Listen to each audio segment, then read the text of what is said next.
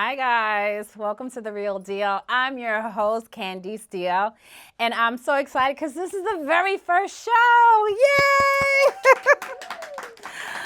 Oh my gosh, come in, sit down, let's talk together here on The Real Deal. Its show is a labor of love. It's been a long time coming, so I'm so excited that I'm able to share this journey with you, to new viewers and old viewers. Here on The Real Deal, we'll talk about real stories, real impact with real people. We talk about culture, everything that's affecting our community. In a non-conventional way, we will talk about topics such as news and what's trending, but it's going to be from our viewpoint, and it's a fun viewpoint. It's not about being perfect, it's just about being entertaining. I'm so glad you're here for this journey, but I'm going to jump right in.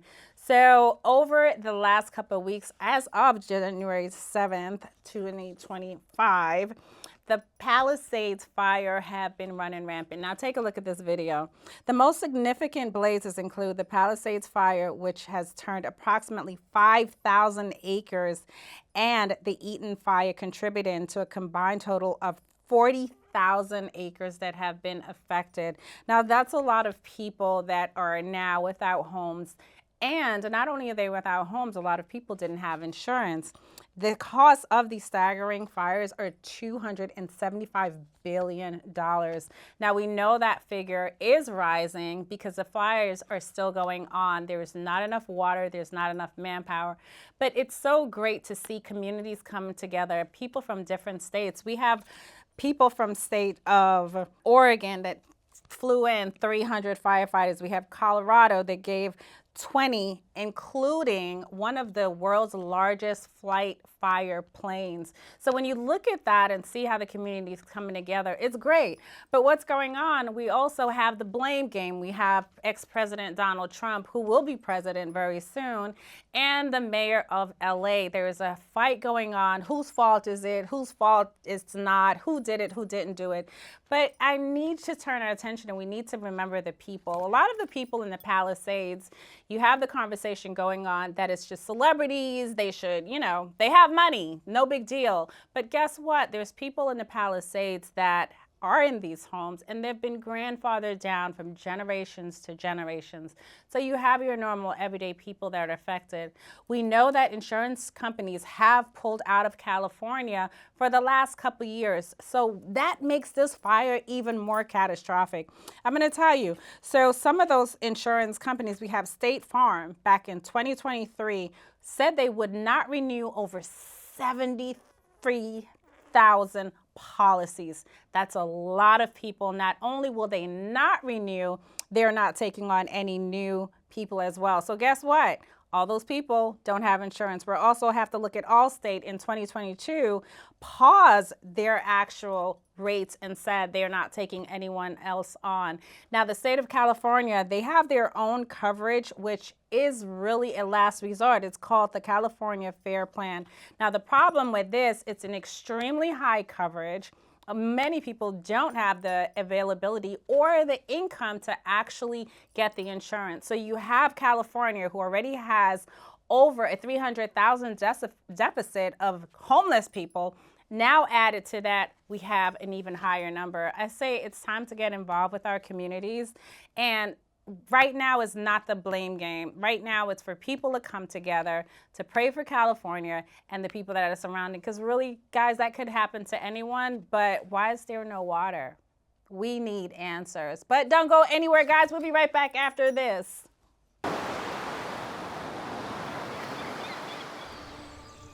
Hear that?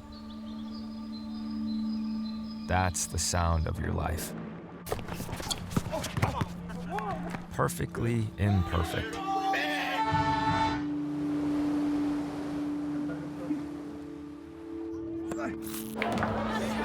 Beating in rhythm to the world you've created.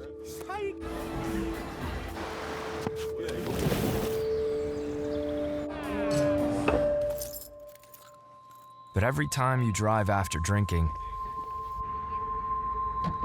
the music gets drowned out. Your life sounds pretty great. Don't let a buzz ruin it. Buzzed driving is drunk driving. Don't drive buzzed. Mom was always organized, but she started forgetting to pay her bills on time. And she'd buy the same gifts over and over. Telling the girls about my Alzheimer's diagnosis was really hard. At first, we had our cries, but then we were like, okay, let's make a plan. Early detection gave us time to adapt together.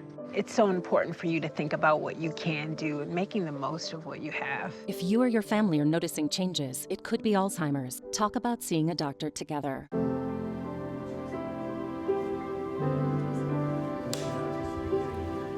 My dad showcased a sense of love that I never had before. It felt like it was something that I've always wanted. I mean, he's not only my parent, like he's like my best friend.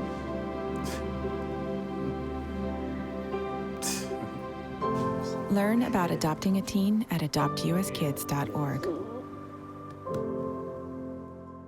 Hi guys, welcome back to the show. So my next guest is the influencer. I'm sure you've seen her. If you've been on TikTok, if you've been on social media, she has been everywhere. She's also a lifestyle content creator. Let's not forget, talk show host and actress with over 17 million, but with almost 3 million viewers across her social platforms, she has done far and beyond. Help me welcome to the show, Miriam J. Oh my God! I'm so excited to have you. This is so beautiful. Oh my God. Thank you so much for having me. Thank you for Oh my coming. gosh. Look, girl, I always want to put your number up to 17 million. I always want to say 17 million because I do believe that. I believe that what you speak is what you get. Yes, please. So I'm so glad Keep to speaking have it. you. I'm so happy to be here. Okay, so where do I start? Okay, so let's start with your social media. Your Boujie Besties. Okay, so you call your followers this, and they absolutely love you. How did you come up with Boujie Bestie?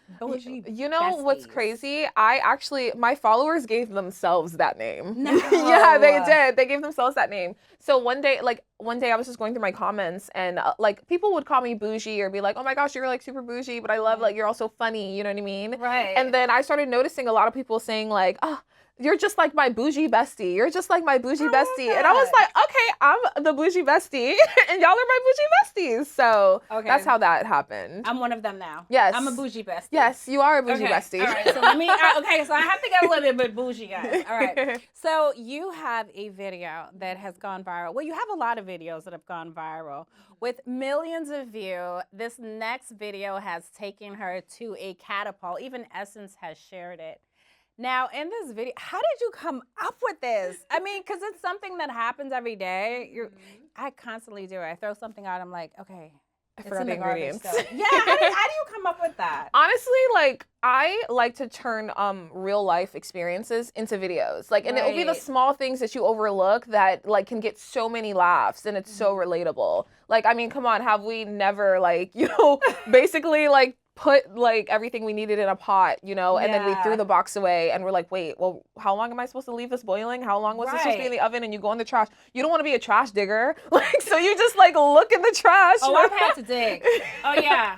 Yeah, because you put the sauce and all the other ingredients. You know what I mean? That's because you know what it is? It's because you're an islander. So you be chopping up peppers and onions and you're doing extra. Listen, so when the sauce got in the garbage can, I have to go back and get the little bit that's left. Kraft mac and cheese did not say to add onions. Girl, I don't do Kraft mac and cheese. I know, I'm just kidding. I'm just kidding. I love that though. So can you talk us through a daily process? Because you're constantly creating content, and I know that it must take a lot of time. So what's your process look like? Sometimes I just wake up in the morning and I honestly prefer to write my content down. I don't know, something about writing, I know the alpha generation and even younger Gen Zs to type everything, but I think I'm still that millennial / Gen Z cusp that still likes to write, you know what I mean?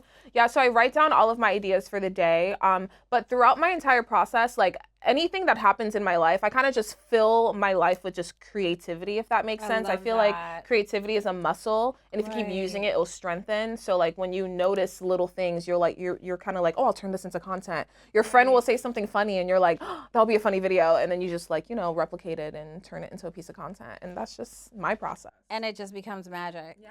Because it is magic. It is magic. Well, we know that social media has so much influence, right? That we have to be careful of the things we say. So I want to pick your brain on a story that has been happening. So there is a video that was done, and it was actually a People interview, which Twitch's wife came out and said that she found out that he had an addiction. Take a look at this video.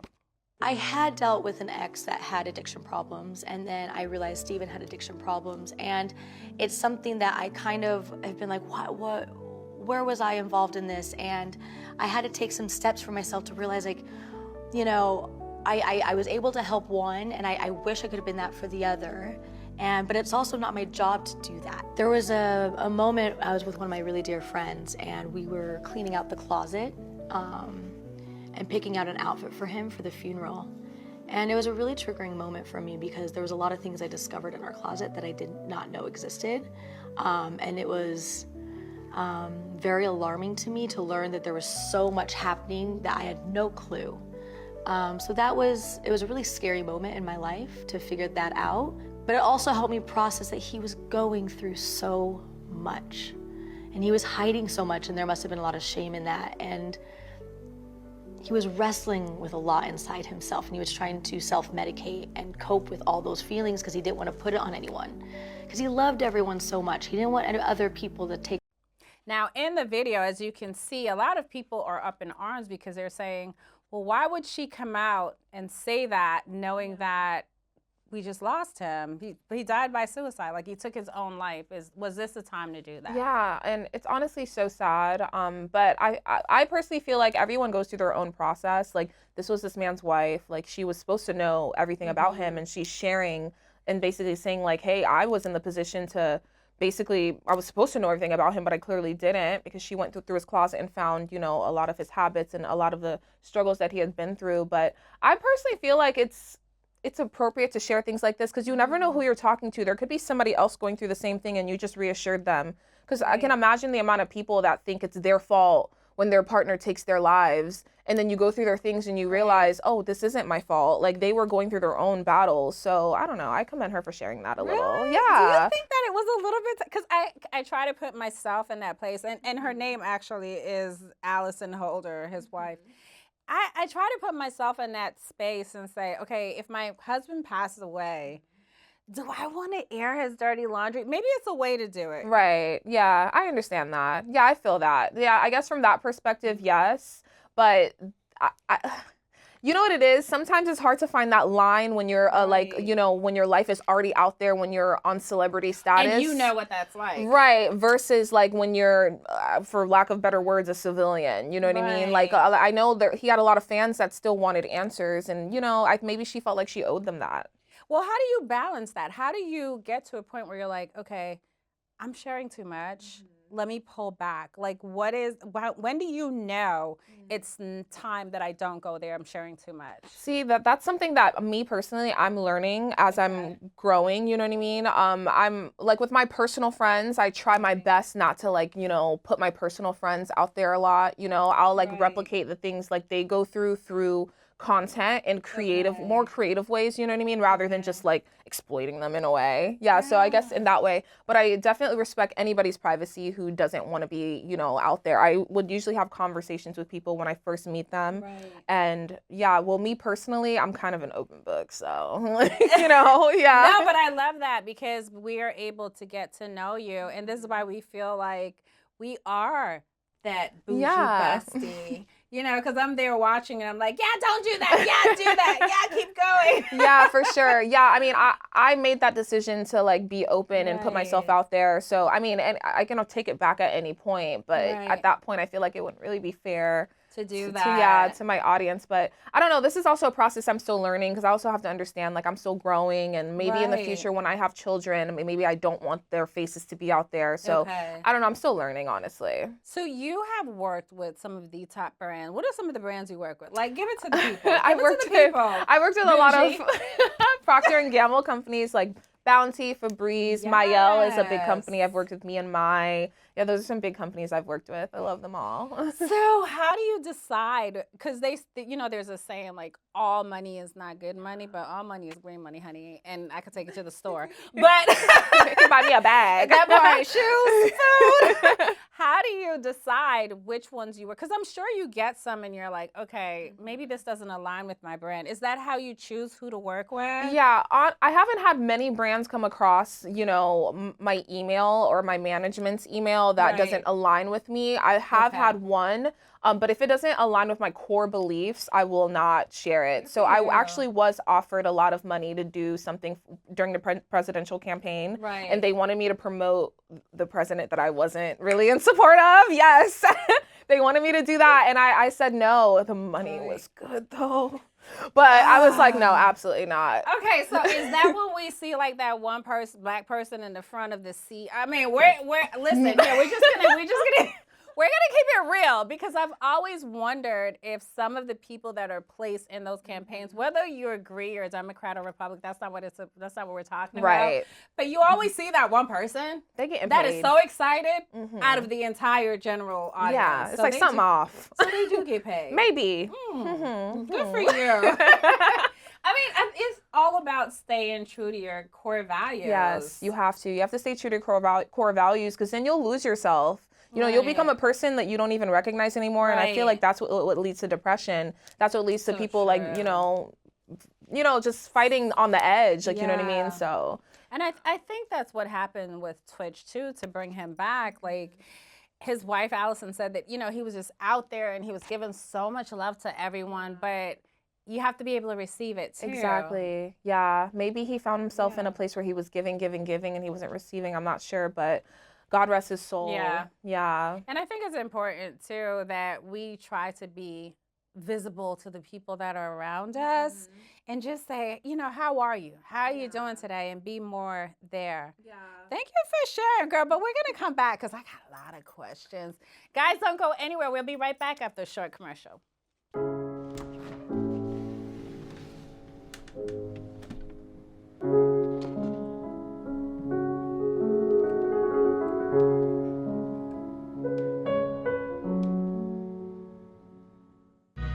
Everyone has a ritual, that small thing we do to keep us focused.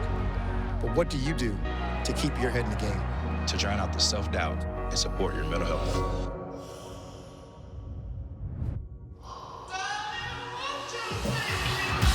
Because being your best isn't just about taking care of your body. It's about taking care of your mind and mental health. Find the resources you need to keep your mental health a priority. Love your mind. I don't think that many kids in my son's school even do it. He makes fun of his friend who vapes. He would never try it. She's into soccer. She's on the honor roll. She's just not the type. No way. No way. No way. No way. My kid would never vape. Get your head out of the cloud. Today, nearly 8,000 kids will start vaping. Maybe even yours. Learn about the dangers at talkaboutvaping.org. Welcome back to the show. We're still here with Miriam. Hi. Okay, so we are going to get a little bit personal with Miriam. We know that the journey to cosmetic surgery is never an easy one. So many women do it yearly, but Miriam is here to share her story with us. And I'm so happy and I'm so glad that you're so transparent with it, because I believe, in not hiding it, I think for anyone out there who's thinking about it, there's a safe way to do it. And I don't knock anyone doing anything. I don't mind getting the little goat neck. Miss me have a goat neck every now and then. I don't mind having her snatched up. So I think it's important that people know how to go about it and how not to go about it. So how did you decide that it was for you? Well, I had actually. Let me get my tea. Grab your cup. honestly, it's something that I've always wanted. You know what I mean? And I know like some people look down on people who want it, but I'm just like, if that's something that you want, then if you, I just feel like if it's not hurting you or anybody else, do it. Like, you know, yeah, so that's really what it was. It's something that I've always wanted. You know, I had my insecurities and I'm like, I don't have to live with this. I can actually get it fixed. Like, you know what I mean? Yeah. And I know a lot of people were like, oh, then go to the gym. Like sometimes there are things like beyond, like there's some things the gym can't fix. Right. You know what I mean? So yeah, that was my journey to, you know, my decision making in getting to plastic surgery. Yeah, I tried the gym thing too. But the way my fat is set up, it's a little fat retardant. It's not working.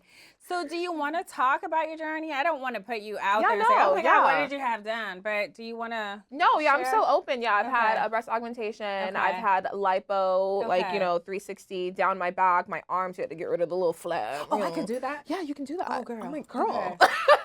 I can send you my doctor. Oh my God. Yeah, he's amazing. Yes. Yeah. And yeah, that's it. I mean, I've had like fillers and things like that too. Like I have lip fillers, cheek fillers, and things like that. So yeah. Good for you. Yeah. I'm happy with my results. So. Well, you look amazing. How did you choose your doctor? Because I know that, you know, years ago they were saying that women are going to get the silicone. Yeah. You know, when you're about to get hard and it looked like the wall. We don't want to do those type of surgeries. So how did you make the decision, like, on the doctor? And so actually, my doctor actually reached out to me. Yeah. So my doctor actually reached out to me. So he had an agency that reached out to me because they wanted like the content and stuff like that. Oh, wow. Yeah. So yeah, that's basically how that happened. So I put the content out there and they did the surgery. It was like, yeah, cool, great, you know. So yeah, that's how that happened. Wow. Yeah. And I know a lot of influencers that do get plastic surgery. Sometimes doctors do reach out to them to like, you know, do some content and stuff for them. And a lot of, you know, influencers don't want to put that out there for whatever reason, but you're supposed to by law, you know? So yeah, me personally, my doctor, that was basically a sponsorship pretty much. Well, if anyone is watching right now, I just put this out there. I got a little frog situation. Oh my gosh. I was no, actually you don't. I know people say that. But aren't we our own worst critic? We are. We are. We look in the mirror and we'll find a million things wrong with us, and we're the only ones that see it. Yeah. So, but I'm glad that you're sharing that. So we have a lot of young girls, right? A lot of young people that are saying, oh, I want to do this and I want to do that. Do you think that stigma will ever change? Like of people just bad-mouthing it? Yeah, the people bad-mouthing it, I don't think it will ever change, honestly, because like we just live in a world where I feel like things that aren't tangible, you know, it's such a people villainize it or make it a bad thing, but also like there are dangers associated with it too. So there's like a lot of these things that add layers to it that make, you know, make the conversations kind of like bad, you know. But as far as like the young girls, if you are young and considering surgery, I highly recommend you grow up a little bit first, for sure, because like your body changes so much from like, you know, 16 to like 25, you know, like I would just like let those changes happen a little. Like I didn't have boobs when I was 16, like a none. Girl. You know, and then I had a little bit by the time I was 25, I ended up wanting more. But like if I like, can you imagine if like a girl only wants a little bit, you know what I mean? And she's 16 and then she's like, I'm gonna get a boob job when I'm 18. Like, no, girl, just wait until you're like 25 or something. But we see a lot of parents. I've seen social media story where parents are actually taking their young girls. They get their nose done, they get their boobs done. Even at an older age, I'm afraid, like if I put anything now, like at my age, like gravity. I'm crying. Gravity may say no, girl. Oh my goodness. No, girl, no, girl. Yeah, I'm sure if you found like a doctor, like they would take all those factors into consideration and give you the best options if you like, you know, veer towards the best doctors. For sure, make sure your doctor is double board certified. Make sure you do research on your doctors. Like absolutely, like don't just go to like somebody's garage, please. No. But you know what? It's a lot of men doing it too. Drake. Wait. Oh no, he didn't. Yes, Drake got a little etch. Absolutely. I did not. Yeah. What? Say what? Yeah. Even Kanye. Kanye got a little etching too. Not the etching, but you know what? I think a lot of men nowadays, I'm just going to say it, ED is an issue. Erectile dysfunction. Men in their 20s are having it. I don't know if it's stress, if it's the water. And you have a lot of men that want to do the change as well. So, but they're so afraid. Nobody talks about it. No one is normalizing it. Yeah, no. And I mean, honestly, I think we are in a healthy place where it's not normalized, because when you start normalizing something like so risky like that, then like people are desperate for it and they'll do anything for it. I mean, though we do have those people that will like do that, you know, but I think we are in a healthy place where it's not so normalized, where, you know, there are people bad mouthing it or people putting out like, you know, the risks and things like that. So you just have to have your own discernment, go do your research, and yeah, do what's best for you. Now, is there anything else that you're interested in doing? Oh, absolutely. I have like what? Absolutely. Do tell. I for sure want to get my chin the gobble. Well, maybe they could do a 2-for-1. Right, exactly. Yeah, and I have considered getting my boobs done again. It's actually pretty common, like when you get a boob job, to want like another. To want yeah, you know what I mean. I've heard that. Yeah, you tend to want to go up or like maybe more perky or a different profile. You know, that's really what I want. I want like more perky. But yeah, that's well, me. good for you. So outside of that, like you are working on so many things. Talk show host, hello, and you're doing something really amazing, acting. Tell me about it. So I actually filmed a film last year that's coming out in September. It's called Facade. So I'm actually really excited about it. Yes, it's a psychological thriller. Yeah, and I'm one of the main characters. That's awesome. Yeah, so I'm really excited about that. And yeah, I'm just working on my content. I'm diving deep in my acting career. I just like graduated acting school. So I'm so excited about that. Yeah. Thank you. Oh my God. So do you want to pursue acting full time? Yeah, that's my end all goal. Like that's, you know, where I want to be for sure. What about talk show host? Because I watched you and she's absolutely amazing. I mean, you're relatable, and I think that's what it takes in this business. I could see you doing that. Thank you. Yeah, when I was talk show hosting, honestly, I kind of was like put into that. You know what I mean? And I loved the experience. It was amazing for sure. I learned so much, but I'm not sure if that's somewhere I want to be. Like I for sure would love acting. I for sure love getting into a character. That feels more home to me, you know? So yeah. Now, would your genre be comedy? I would love it to be comedy, but I feel like I would always probably get typecasted as like a mistress or like, you know, I'll for sure, you know, I'm not sure. I for sure am going to go into it pursuing comedy because I'm so into it. But a lot of the times your looks and, you know, sometimes even the first film you're in, you kind of, you know, determines. They do, because you kind of just stay in that rut. Like, you know, I was just watching a film not too long ago, and it was Chris Tucker. And it's like, I feel like he just stuck in that one role. Absolutely, because he played it too well. You ever had a character that played their role way too well? You don't see them in any other, especially the people who play villains and you hate them. So that's a thing. Well, good for you. Congratulations. So is there anyone on your wish list to work with? Ooh, oh my gosh, I don't know. I've never thought about this. Okay, so you know what? We're going to leave it as, listen, look, the world is watching. So whoever it is, we wish you all the best. I'm so glad that you came. Oh, thank you. I'm Thanks so for glad to having have me. you. Absolutely. You got to come back again. Absolutely. And we have to make sure we check out your film. So when the film comes out, we'll have Miriam come back. We'll talk about it. We'll get to see more. At that time, you'd have like 2 or 3 films under your belt. Yes, hopefully, Clearly. God willing. Yeah, definitely. Well, guys, that's our show for today. Thank you for watching. I'll see you next time on The Real Deal. Yay!